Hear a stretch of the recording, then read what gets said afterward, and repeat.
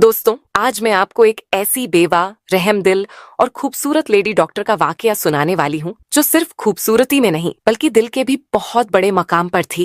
वो न सिर्फ एक कामयाब डॉक्टर थी बल्कि एक बेहद दयालु इंसान भी। गरीबों पर रहम खाती, हर किसी की मदद करती थी। उसने अपनी बस्ती में खुलेआम ऐलान कर रखा था कि अगर कोई गरीब मुझसे कुछ भी मांगेगा, मैं उसे कभी इनकार नहीं करूंगी। ये बात अब पूरी बस्ती में मशहूर हो चुकी थी कि जो भी इस डॉक्टर से कुछ मांगता वो उसे कभी खाली हाथ नहीं लौटाती। किसी को कपड़े देती, किसी को पैसे, किसी को जूते, जिस तरीके से हो सकता मदद जरूर करती। लेकिन फिर एक दिन ऐसा हुआ कि एक फकीर ने उसकी इसी नरमी और सखावत का गलत फायदा उठाया। पहले तो वो रोज आकर पैसे लेता रहा, लेकिन फिर उसकी नीयत बदल गई। उसे यकीन था कि ये लेडी डॉक्टर किसी को मना नहीं करती। तो एक दिन उसने ऐसी चीज मांग ली कि डॉक्टर साहिबा खुद भी हक्की बक्की रह गईं। दिल के हाथों मजबूर होकर वो इनकार भी न कर सकी। और फिर उस फकीर ने उस बात का फायदा उठाते हुए वो सब कुछ हासिल कर लिया जिसका वो बरसों से ख्वाब देख रहा था। आइए जानते हैं आज का ये चौंका देने वाला वाकया जो आपको हैरान कर देगा। ये वाकया पाकिस्तान के सूबा सिंध के शहर सीतापुर का है, जहाँ हिंदू बिरादरी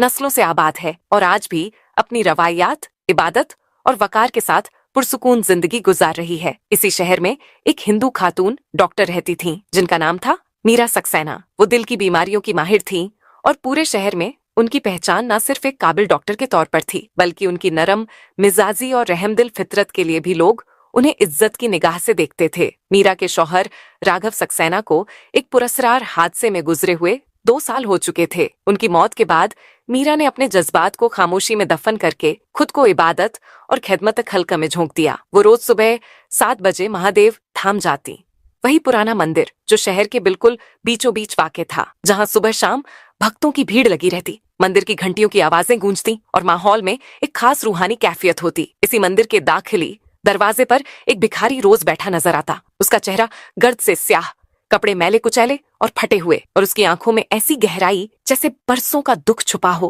वो हर गुजरने वाले से कुछ न कुछ मांगता, लेकिन उसकी निगाहें हमेशा मंदिर के अंदरूनी दरवाजे पर जमी होती, जैसे किसी का इंतजार कर रहा हो। हर रोज जब मीरा मंदिर आती, पूजा करती और वापसी पर उसी भिखारी को कुछ रुपए दे देती। ये उनकी रोज की आदत बन चुकी थी। कभी नागा नहीं होता था। भिखारी ना कुछ कहता, ना आंख उठाता, बस हाथ जोड़कर सर झुका देता। और मीरा, जो हर किसी से बातचीत की आदी नहीं थी, बस हल्की सी मुस्कान देकर अपनी गाड़ी में बैठकर अस्पताल चली जाती। जाहिरी तौर पर डॉक्टर मीरा की जिंदगी एक कामयाब, मुकम्मल और बाइज्जत जिंदगी थी। एक बड़ा अस्पताल, समाज में मुकाम, अपना जाती घर, मगर जो दुख उनके दिल में छुपा था वो सिर्फ वही जानती थीं। शौहर की जुदाई, तन्हाई और जिंदगी का खालीपन, यही वो गम था जो वो हर रोज मंदिर की सीढ़ियों पर भगवान के सामने पेश करती थीं। एक दिन जब आसमान पर गहरे बादल छा गए और हल्की बूंदाबांदी शुरू हो गई, तो वो हमेशा की तरह मंदिर पहुंची। पूजा मुकम्मल करने के बाद जब वो उस फकीर को पैसे देने लगी, तो उसने पहली बार अपनी आवाज निकाली। उसकी आवाज भारी और धीमी थी, मगर अल्फाज दिल में उतर जाने वाले थे। मैडम जी, आप मुझसे शादी कर लीजिए। डॉक्टर मीरा के कदम वहीं रुक गए। मीरा ने उस फकीर को गौर से देखा। उसके चेहरे पर ना कोई मजाक था, ना कोई दीवानगी। ये कैसा सवाल था? क्या वो पागल था या फिर ये किसी गहरी बेबसी का इजहार था? मीरा ने हल्के से मुस्कुराकर कहा, तुम भी ना कैसी बातें करते हो, ये लो पैसे और बारिश से बचकर बैठो। मगर उस दिन फकीर ने पहली बार पैसे लेने से इनकार कर दिया। उसने सिर्फ उनकी आंखों में देखा और फिर खामोशी से सर झुका लिया। डॉक्टर मीरा वापस तो अस्पताल पहुंच गईं, मगर सारा दिन उनका जहन उसी वाकये में उलझा रहा। वो खुद से सवाल करती रहीं, क्या वो फकीर वाकई सिर्फ एक मामूली इंसान है? उसकी आंखों में कुछ ऐसा क्यों है जो मुझे राघव की याद दिलाता है? रात को जब वो घर लौटी तो खुद से कहा, शायद मैं ही ज्यादा सोच रही हूँ, आखिर वो तो बस एक भिखारी है। लेकिन अगले दिन जब उन्होंने फिर उसे पैसे देने की कोशिश की, तो उसने हाथ जोड़कर इनकार कर दिया और धीमी आवाज में कहा, मैडम जी, मैं आपके लिए कुछ कर सकता हूँ, बस एक मौका दीजिए। मीरा को बहुत गुस्सा आया। उन्होंने सख्ती से कहा, देखो, मैं तुम्हारी मदद करती हूँ, इसका ये मतलब नहीं कि तुम कुछ भी बोलने लगो, अपनी हद में रहो। मगर फकीर ने नजरें नहीं झुकाईं। उसने धीमे से कहा, मुझे मालूम है आपको लगता है कि मैं पागल हूँ। फिर एक लम्हे के लिए अपनी नजरें झुकाईं और दोबारा उनकी आंखों में देखकर बोला, मैडम जी, मेरी एक बात सुनिए, मैं आपके लिए वो कर सकता हूँ जो शायद कोई और ना कर सके। उसके लहजे में इतना एतमाद था कि मीरा एक पल को हैरान रह गई। एक फकीर जो हर रोज चुपचाप बैठा रहता है, आज इतने यकीन से बात कर रहा था। उसकी आवाज में एक अजीब सा भरोसा था। मीरा ने उसे गौर से देखा और नरमी से पूछा, अच्छा बताओ, तुम क्या कर सकते हो? उसने जवाब दिया, इस शहर में एक बड़ा नशा फरोश गिरोह काम कर रहा है, मैं आपको उनका पता दे सकता हूँ। मीरा हैरान रह गई। एक फकीर और ऐसे खतरनाक गिरोह की मालूमात। उन्हें लगा शायद मजाक कर रहा है, मगर डॉक्टर होने के नाते उनकी आदत थी कि हर बात को फौरन रद्द न करें। उन्होंने सोचा, अगर ये सच भी हुआ तो मैं पुलिस को इत्तला दे सकती हूँ। उन्होंने तफसील पूछी तो फकीर ने बताया, कल रात मैंने महादेव धाम के पास वाले पुराने गोदाम में कुछ लोगों को देखा जो नशे की बड़ी डील की बात कर रहे थे। उनके हुलिये और जगह दोनों मुझे याद हैं। मीरा ने इस बात को पूरी संजीदगी से नहीं लिया, लेकिन फिर भी उन्होंने अपने पुराने मरीज इंस्पेक्टर राजेश यादव से बात की। अगले दिन इंस्पेक्टर ने हैरत से भरी खबर दी, डॉक्टर साहिबा, जिस गोदाम की आपने बात की थी वहाँ रात को छापा मारा गया। भारी मिकदार में नशा आवर अशिया बरामद हुई है। मीरा दंग रह गईं। एक फकीर को ये सारी मालूमात कैसे हो सकती है? उन्होंने फैसला किया कि अगली सुबह मंदिर जाकर खुद उससे पूछेंगे। अगले दिन सुबह मीरा मंदिर पहुंची। वही पुराना चबूतरा और फकीर पहले की तरह वहां बैठा था। मीरा उसके करीब जाकर बैठ गई और आहिस्ता से पूछा, तुमने इतनी पक्की मालूमात कैसे दी? तुम कौन हो? सच सच बताओ। फकीर ने मुस्कुराकर जवाब दिया, मैडम जी, मैं वही हूँ जो नजर आता हूँ, लेकिन इस शहर को बहुत अच्छी तरह जानता हूँ, शायद आपसे भी बेहतर। उसकी बातों में कोई ऐसा राज छुपा था जो मीरा को और ज्यादा उलझाता जा रहा था। उसके बाद कई दिनों तक वो फकीर मीरा को शहर के मुख्तलिफ इलाकों में हो रहे जुर्म की खबरें देता रहा और हर बार वो खबरें बिल्कुल दुरुस्त साबित होती थीं। मीरा अब उसे कोई आम फकीर नहीं समझती थी। वो समझ चुकी थी कि उसके पीछे जरूर कोई बड़ा राज छुपा हुआ है, मगर साथ ही उन्हें यह भी एहसास था कि अगर वो इस पर दबाव डालेंगी तो शायद वो कभी सच्चाई न बताए। इसलिए उन्होंने वक़्त के साथ साथ उसे जानने का फैसला किया। अब एक खामोश रिश्ता बन चुका था, न खैरात का न हमदर्दी का, बल्कि एक अजीब सा ताल्लुक। मीरा अब उससे पैसे नहीं देती थी, बल्कि उसके पास बैठकर उससे बातें करती थी। श्यामदास कभी कभी ऐसी बातें करता जो मीरा को उनके मरहूम शौहर राघव की याद दिला देती थी। एक दिन उसने अचानक कहा, मैडम जी, आपको याद है आप कहा करती थीं कि मंदिर की सीढ़ियों पर बैठकर चाय पीने का मजा ही कुछ और होता है? ये बात तो उन्होंने सिर्फ राघव से की थी, किसी और को तो कभी नहीं बताई। उन्होंने खुद को संभाला, हल्का सा मुस्कुराई और बात को टाल दिया, मगर दिल में सवालों की गूंज जरूर उठती रही। एक रात जब वो अस्पताल से वापस आ रही थी, तेज बारिश हो रही थी, रास्ते सुनसान थे। अचानक उनकी गाड़ी बंद हो गई। वो घबरा गई। सड़क पर कोई नहीं था, मगर तभी जैसे आसमान से उतरकर श्याम वहां नमूदार हुआ। ऐसा लगा जैसे उसे पहले से मालूम था कि मीरा को उस वक्त वहां होना है। उसने गाड़ी चेक की, चंद लम्हों में स्टार्ट कर दी और बड़ी सादगी से बोला, मैडम जी, इतनी रात को अकेली बाहर मत निकला करें। ये शहर उतना सीधा नहीं जितना लगता है। उसकी आवाज में फिक्र और दर्द छुपा था। मीरा ने उसे उस रात अपने घर आने की दावत दी। पहले तो उसने इनकार कर दिया, लेकिन उनके इसरार पर मान गया। घर आकर जब दोनों खाने की मेज पर बैठे, श्याम ने एक निवाला लिया और आहिस्ता से कहा, ये खाना, ये जायका मुझे बहुत पुरानी यादें दिला रहा है। मीरा का दिल जोर जोर से धड़कने लगा, मगर वो चुप रही। उन्होंने कुछ नहीं पूछा, मगर अगली सुबह एक फैसला जरूर कर चुकी थी। उन्होंने अपने पुराने दोस्त और फॉरेंसिक एक्सपर्ट करण सिन्हा को कॉल किया और वो तस्वीर भेजी जो उन्होंने चुपके से श्याम की ली थी। करण ने तस्वीर को गौर से देखा और बोला, मीरा, इस आदमी का चेहरा कुछ जाना पहचाना लग रहा है, लेकिन मैं यकीन से नहीं कह सकता, कुछ टेस्ट करने होंगे। मीरा ने दिल ही दिल में ठान लिया था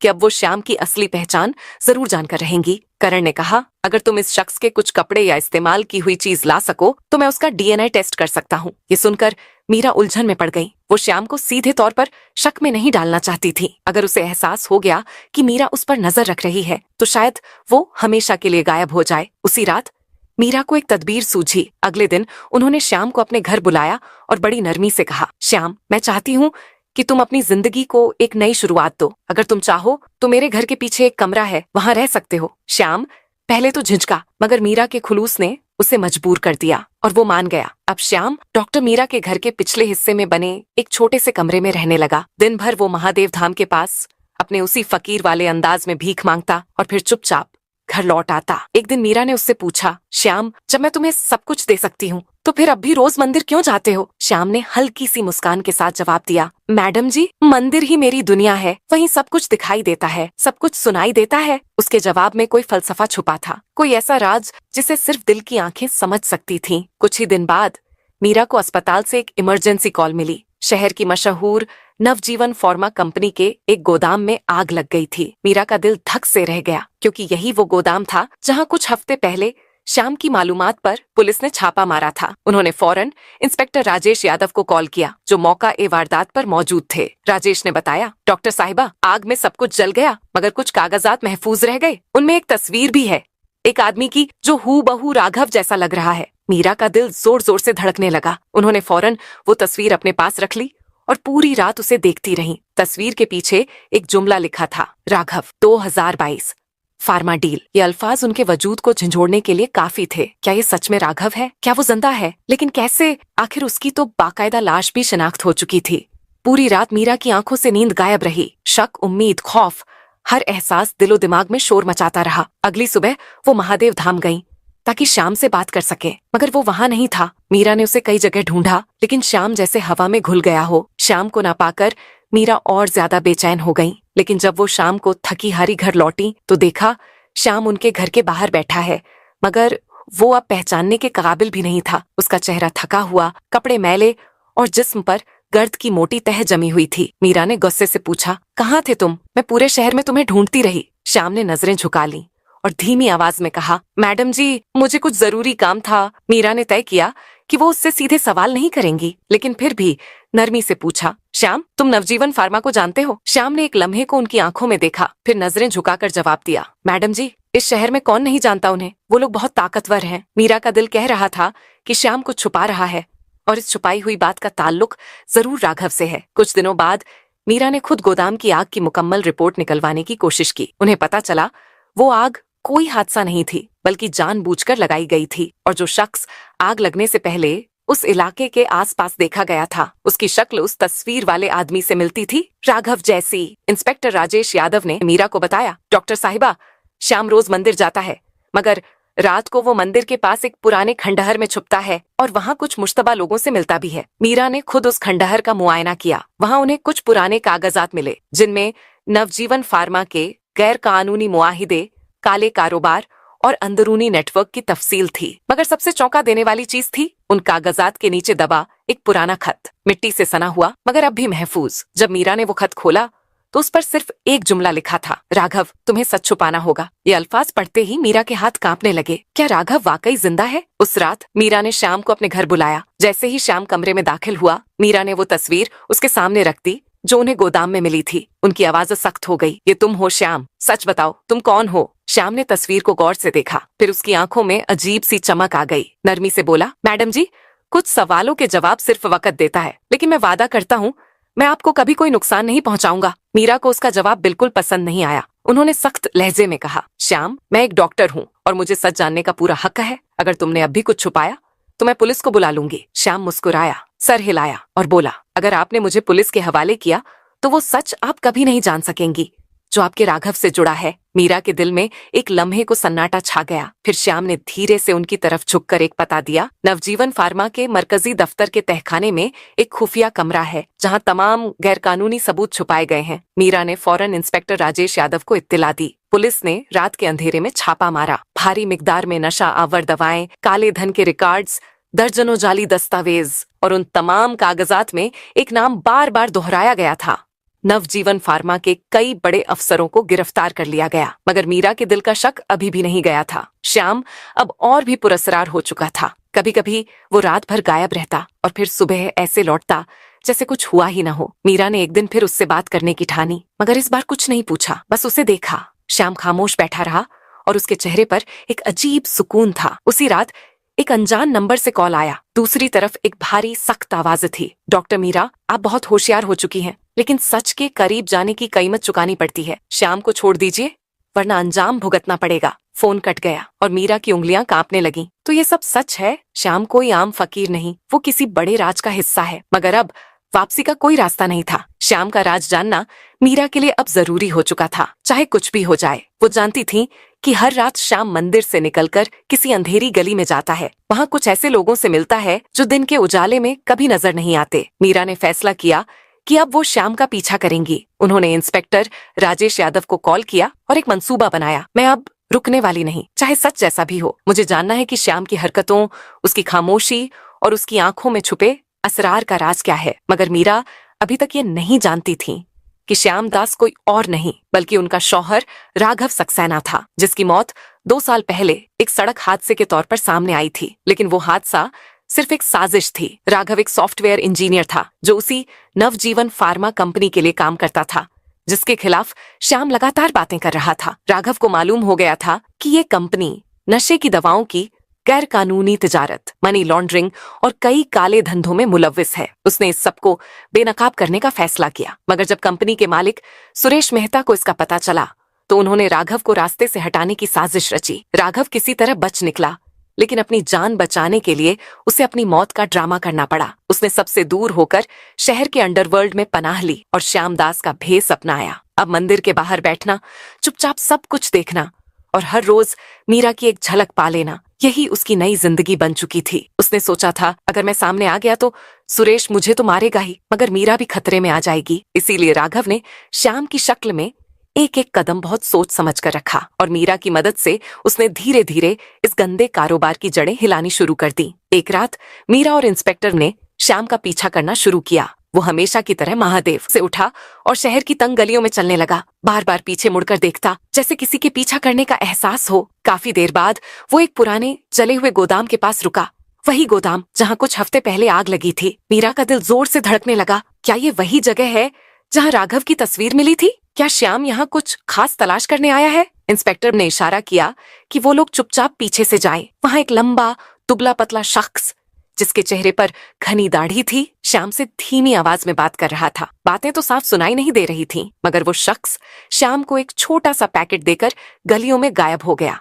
इंस्पेक्टर ने मीरा से कहा, हमें वो पैकेट देखना होगा, हो सकता है उसमें कोई अहम सबूत हो। मगर मीरा की नजरें श्याम पर जमी थीं। श्याम अब गोदाम के अंदर जा चुका था और अंधेरे में एक कोने में बैठा था। जब मीरा और बकराम थोड़ी देर बाद अंदर दाखिल हुए, वहां जली हुई लकड़ी और केमिकल की तेज बदबू फैली हुई थी। एक कोने में श्याम एक पुरानी मेज पर बैठा कुछ कागजात देख रहा था। उसने वही पैकेट खोला हुआ था जिसमें कुछ तस्वीरें और एक यूएसबी ड्राइव थी। मीरा और बकराम ये सब दूर से देख रहे थे। अचानक श्याम ने वो सारी तस्वीरें जला दी। मीरा हिल गई। क्या वो सबूत मिटा रहा है या उनमें कुछ ऐसा था जिसे वो दुनिया से छुपाना चाहता है? बकराम ने धीरे से कहा, अभी बात नहीं करनी चाहिए, शायद वो किसी बड़े नेटवर्क का हिस्सा है, हमें और सबूत दरकार है। मीरा ने सर हिलाया, लेकिन उनका दिल अब पूरी तरह उलझ चुका था। श्याम की हर हरकत, हर खामोशी, हर निगाह अब राघव की याद दिला रही थी। वो जानती थी अब वक्त बहुत करीब है जब सारा सच सामने आ जाएगा। अगली सुबह मीरा ने रोजाना की तरह श्याम से बातचीत की कोशिश की, मगर वो हमेशा की तरह खामोश रहा। उसने चुपचाप नाश्ता किया और अपने कमरे में चला गया, जैसे कुछ हुआ ही नहीं। अब श्याम की ये पुरस्कार खामोशी मीरा को खटकने लगी थी। रात को जब मीरा उसके कमरे में गई तो देखा श्याम गहरी नींद में था और वही यूएसबी ड्राइव जो वो गोदाम से लेकर आया था अब भी उसकी जेब में थी। मीरा ने आहिस्ता से ड्राइव निकाली और दबे पांव अपने लैपटॉप की तरफ बढ़ी। ड्राइव में कई फाइलें थीं, कुछ ऑडियो रिकॉर्डिंग्स, कुछ तस्वीरें और एक वीडियो। मीरा का दिल तेजी से धड़कने लगा, मगर उसने हिचकिचाहट को किनारे किया। सबसे पहले उसने एक ऑडियो रिकॉर्डिंग चलाई। 2 आदमियों की आवाजें सुनाई दी। एक आवाज सुरेश मेहता की थी, जिसे मीरा एक चैरिटी इवेंट में मिल चुकी थी। दूसरी किसी अनजान शख्स की जो किसी खुफिया प्रोजेक्ट का जिक्र कर रहा था। साहब, अगर ये फाइल लीक हो गई तो हम सब गए। वो सॉफ्टवेयर वाला बहुत कुछ जानता है। सुरेश ने जवाब दिया, फिक्र मत करो, अब वो हमारे रास्ते में नहीं है, लेकिन एहतियात जरूरी है। मीरा का दिल जोर जोर से धड़कने लगा। क्या वो सॉफ्टवेयर वाला राघव है? फिर उसने तस्वीरें खोलनी शुरू की। तस्वीरों में सुरेश और उसके साथी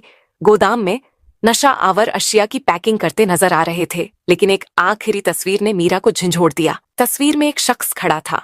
उसका चेहरा थोड़ा धुंधला था, मगर उसकी आंखें और चाल राघव जैसी। तस्वीर के नीचे लिखा था 2022। अब मीरा ने वीडियो प्ले किया। वीडियो में सुरेश एक शख्स से कह रहा था, तुमने जो कहा वो किया, लेकिन याद रखना, अगर तुमने हमें धोखा दिया तो तुम्हारी बीवी को भी नहीं छोड़ेंगे। उस शख्स ने जवाब दिया, मैं वादा करता हूँ सब कुछ करूंगा, लेकिन मेरी बीवी को इस सबसे दूर रखो। मीरा की सांसें रुक गईं। ये आवाज, ये तो श्याम की है, मगर वो सुरेश से बात क्यों कर रहा है? उसे मेरा नाम कैसे मालूम? उसका दिमाग सुन्न हो गया। क्या श्याम वाकई राघव है? और अगर हाँ, तो वो सुरेश के साथ क्यों? ये सब क्या है? मीरा ने यूएसबी वापस श्याम की जेब में रख दी। उसका दिल कह रहा था श्याम पर अब भरोसा नहीं रहा, मगर उसकी बातों में ऐसी सच्चाई भी थी जो मीरा को रोक रही थी। अब ये बात बिल्कुल साफ होती जा रही थी। श्याम यानी राघव सुरेश के खिलाफ अंदर से खेल रहा था। अपनी मौत का ड्रामा रचाकर वो इस खतरनाक नेटवर्क को अंदर से तोड़ने की कोशिश कर रहा था। और अब जब मीरा सच के बिल्कुल करीब पहुंचने लगी थी, श्याम उसे हर मुमकिन हद तक बचाने की कोशिश कर रहा था। मगर दूसरी तरफ सुरेश को भी अब श्याम पर शक हो गया था। उसने अपने लोगों को श्याम पर नजर रखने का हुक्म दे दिया। अगले दिन करण सिन्हा का कॉल आया, मीरा, डीएनए टेस्ट के नतीजे आ गए हैं, मगर मैं ये बात फोन पर नहीं कह सकता, फौरन मेरे ऑफिस पहुंचो। मीरा ने श्याम को कुछ नहीं बताया। वो तेजी से तैयार हुई और करण के ऑफिस की तरफ रवाना हो गई। करण ने उसे एक लिफाफा दिया और कहा, ये नतीजे तुम्हारी जिंदगी बदल सकते हैं, बहुत ध्यान से पढ़ना। मीरा ने जैसे ही लिफाफा खोला, उसका फोन बजने लगा। दूसरी तरफ इंस्पेक्टर विक्रम की घबराई हुई आवाज थी, मीरा, जहाँ हो वहाँ से फौरन निकलो, श्याम को कुछ लोग उठाकर ले गए हैं, मुझे लगता है ये सुरेश के आदमी हैं। मीरा का दिल जैसे डूब गया। उसने लिफाफा अपनी जेब में डाला और बिना एक लम्हा गंवाए गाड़ी में बैठकर रवाना हो गई। अब उसे यकीन हो चुका था, श्याम कोई आम फकीर नहीं है। उसकी आंखों में छुपी कहानी, उसकी खामोशी में दबा दर्द, हर अंदाज राघव की याद दिला रहा था। आखिरकार सारा सच सामने आने ही वाला था। श्याम दरअसल राघव सक्सेना ही था, वो राघव जिसे सबने 2 साल पहले एक हादसे में खो दिया समझा था, मगर असल में वो जिंदा था और एक खौफनाक साजिश के खिलाफ तन्हा लड़ रहा था। नवजीवन फार्मा, जिसका मालिक सुरेश मेहता था, वही इदारा जो न सिर्फ मादा और काले धन का गंदा कारोबार चला रहा था, बल्कि जिसने राघव की जान भी लेने की कोशिश की थी। मगर राघव बच गया और अपनी मौत का ड्रामा रचाकर श्याम दास की शक्ल में गुमनामी में जा छुपा। वो मंदिर के बाहर इसलिए बैठता था ताकि दूर से मीरा को देख सके। वो जानता था कि अगर वो सामने आ गया तो सुरेश उसे और मीरा दोनों को खत्म करवा देगा। इसलिए वो चुपचाप अपनी पहचान छुपाए कंपनी के अंदरूनी राज जमा करता रहा। और अब वो सुरेश और उसके नेटवर्क को बेनकाब करने के बिल्कुल करीब पहुंच चुका था। अब सुरेश को शक यकीन में बदल गया था। उसने श्याम को अगवा करवा लिया और शहर के बाहर एक सुनसान बोसीदा कारखाने में ले गया। उस वक्त बारिश जोरों से हो रही थी, आसमान बिजली से गूंज रहा था, हर चीज में एक खौफनाक मंजर था। मीरा इंस्पेक्टर विक्रम के साथ उस कारखाने तक पहुंची। विक्रम ने पिस्तौल निकाली और इशारा किया, आप पीछे रहें, मगर मीरा ने इनकार कर दिया। मुझे श्याम को देखना है, उसे बचाना है। कारखाने के अंदर श्याम एक कुर्सी से बंधा हुआ था। सुरेश मेहता उसके सामने खड़ा तंजिया अंदाज में हंस रहा था। तू सोचता था हमें धोखा देगा? अब बता, तू असल में कौन है? तू वही सॉफ्टवेयर वाला है ना, राघव सक्सेना? श्याम खामोश रहा। उसने बस सुरेश की आंखों में आंखें डालकर देखा, जैसे उसकी रूह में झांक रहा हो। तभी दरवाजा धड़क से खुला। इंस्पेक्टर विक्रम पुलिस टीम के साथ अंदर घुस आया, हाथ ऊपर। सुरेश, तुम्हारी चालें अब खत्म हो चुकी हैं। गुंडों ने हथियार उठाए, मगर पुलिस की भारी मौजूदगी देखकर वो पीछे हट गए। मीरा दौड़ती हुई श्याम के पास पहुंची, उसकी रस्सियां खोली और कांपती हुई आवाज में पूछा, श्याम, तुम ठीक हो? श्याम ने पहली बार उसकी तरफ देखा। उसकी आंखों में दुख भी था और सुकून भी। मैडम जी, आज आपने मुझे बचा लिया। हमेशा मैं ही दूसरों को बचाने की कोशिश करता था। सुरेश को हथकड़ी लग चुकी थी। विक्रम ने मीरा से कहा, ये शख्स चाहे जो भी हो, इसकी दी हुई मालूमात, तस्वीरें, यूएसपी और हिम्मत ने इस पूरे नेटवर्क को बेनकाब कर दिया। बाहर बारिश थम चुकी थी, आसमान साफ हो गया था। मीरा ने धड़कते दिल से वो लिफाफा निकाला। वहीं कारखाने की सीढ़ियों पर खड़े होकर उसने लैब रिपोर्ट खोली। कागज पर साफ लिखा था, डीएनए मैच। राघव सक्सेना। उसके हाथ कांपने लगे। सामने वही शख्स खड़ा था जो अब श्याम नहीं, राघव था। मीरा उसके करीब गई, उसका हाथ थामा और धीमे से कहा, ये तुम हो ना मेरे राघव? राघव ने लंबी सांस ली और उसकी आंखें भीग गईं। मैं कभी गया ही नहीं था, हर रोज मंदिर के बाहर बैठकर तुम्हें देखता था। तुम्हारी एक मुस्कान मुझे जिंदा रखती थी। मीरा ने उसे गले लगा लिया। बरसों का दुख, डर और जुदाई उसे एक लम्हे में बह गए। चंद हफ्तों बाद महादेव धाम की सीढ़ियों पर मीरा और राघव दोनों साथ बैठे थे। राघव अब साफ लिबास में था, अपनी असली पहचान में, मगर वही आंखें, वही मोहब्बत। मीरा ने पूछा, अब क्या? राघव ने मुस्कुराकर जवाब दिया, अब एक नई शुरुआत, लेकिन इस बार कोई झूठ नहीं, सिर्फ हम और सच। मंदिर की घंटियों की आवाज गूंज रही थी। सुबह की धूप दोनों के चेहरों पर पड़ रही थी और वक्त जैसे थमकर उनकी नई जिंदगी का आगाज देख रहा था।